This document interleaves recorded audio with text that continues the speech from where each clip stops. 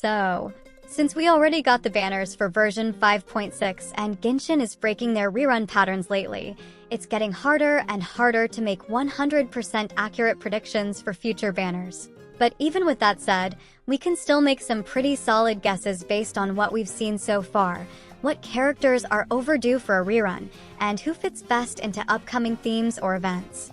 So in this video, we're going to look at the full banner roadmap from version 5.6 to version 5.8 and break down what we can expect, who's likely to show up, and why your Primogems might already be in danger. Let's jump in. There are about 12 more days until the second phase of version 5.5 drops. If you haven't been keeping up, that phase will feature Venti and Xilanen.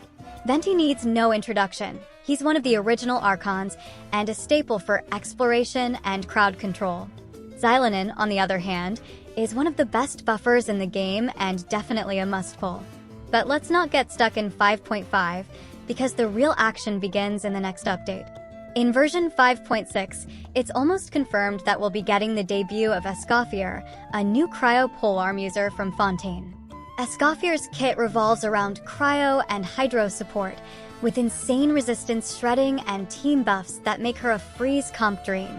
She's most likely arriving in the first phase, following the usual pattern for new 5-star characters. Alongside her, we're also expecting the return of Raiden Shogun, Kinich, and Navia. What's interesting here is Raiden's rerun. It seems way too early. She just had a rerun back in version 5.0, so why is she already coming back? This is where the rerun pattern confusion starts. Normally, Hoyoverse usually spaces out reruns for Archons way more, especially for the same Archon, except if it's the one debuting in the same region. But now we're seeing a trend where some characters are coming back much earlier, while others have been missing for over a year. It brings up a lot of questions about banner fairness. Why are some characters like Kokomi or Ayato waiting for about 500 days, while Raiden, an Archon, is getting 2 reruns in one region? She isn't even the Archon of this region. Is she trying to take over Natlan? Just joking, but at this point, it is just hilarious in my opinion. These are things players are definitely noticing, and it makes planning a lot harder. Anyways, also coming in version 5.6 is Aoife, the brand new Anemo Catalyst 4-star from Natlan. We already have some insights into his kit, and it looks incredibly unique. He floats with the help of his small bird companion, Kukuku, and uses what looks like a gun to shoot. He feels more like a main DPS rather than a support, which is pretty rare for 4-star Anemo characters. It's safe to say he'll be included in Escoffier's banner during the first phase. As for the 4-star reruns, Layla is expected to make a return. She's one of the strongest cryo shielders in the game, very useful for freeze, melt, and mono cryo teams. We'll also likely see Lynette again. The exact phases are still unconfirmed, but these are the most talked about 4 stars for this patch. Now, moving into version 5.7, things start to get even more interesting. This is the version where Skirk is finally expected to make her debut. She's been teased in the lore for a long time and has become one of the most anticipated characters in Genshin history. As for who else might rerun here, Mavuika is a possible candidate. She's the Pyro Archon, and typically, Archons rerun around 3 to 4 patches after their initial release. That would place her perfectly in 5.7. But again, Genshin has been breaking all their old habits, so it's not 100% guaranteed. And since Fontaine characters are all slowly rerunning in the Natlan versions, another hopeful rerun candidate for 5.7 is Emily. She has a great synergy with Dendro and Burning teams, and many players feel like she didn't get enough attention during her first banner. Bringing her back now would give people another chance to pick her up and build more creative teams, especially with characters like Kinich who scale well with Burning. Kokomi is also a big question mark. Believe it or not, she hasn't had a rerun in almost 600 days. That's one of the longest droughts for any 5-star character. She's still a very strong hydro healer, perfect for freeze and bloom teams. So if Hoyoverse is trying to give neglected characters another chance, Kokomi would be at the top of the list. And by the way, the same thing also applies to Ayato. Just like Kokomi, he hasn't had a rerun in a very long time, and a lot of people have been wondering when he's finally coming back. His last rerun was also ages ago, and while he's not as overdue as Kokomi, he's still been sitting on the sidelines for quite a few updates now.